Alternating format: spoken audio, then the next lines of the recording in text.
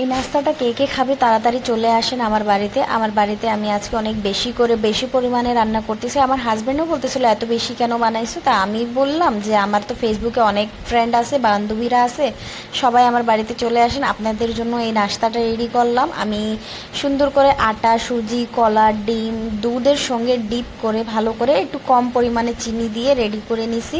আমার বেশি মিষ্টি খেতে পছন্দ না, এই কারণে। তারপরে কড়াইটা গরম করে ভালো পরিমাণে দিয়ে দিয়েছিলাম তেল। সুন্দর করে গরম হওয়ার পর আস্তে আস্তে করে এক এক করে আমি দিয়ে দিলাম আমার পিঠার মতো এই একটা নাস্তা। আপনি পিঠে বলতে পারেন, কিন্তু এটা পিঠা না। পিঠা তো আমাদের আম্মু নানি ওরা আলাদা স্টাইলে করতো, এই জিনিসটা আলাদা স্টাইলে। একবার খেয়ে দেখবেন, অনেক স্বাদ লাগে। যদি ইচ্ছা আছে তাই আমার বাড়িতে চলে আসেন বা আমাকে কমেন্ট করেন, আমি পাঠিয়ে দেবো।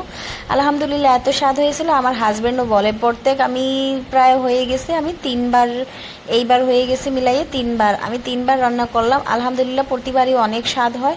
আপনারাও ট্রাই করে দেখবেন আর আমাকে বলবেন যে কেমন হয়েছে। আর আমার কমপ্লিট হয়ে গেছে 1K ভিউ, প্রায় এক সপ্তাহ কমপ্লিট হয়নি, আমি আইডিটা বানাইছি।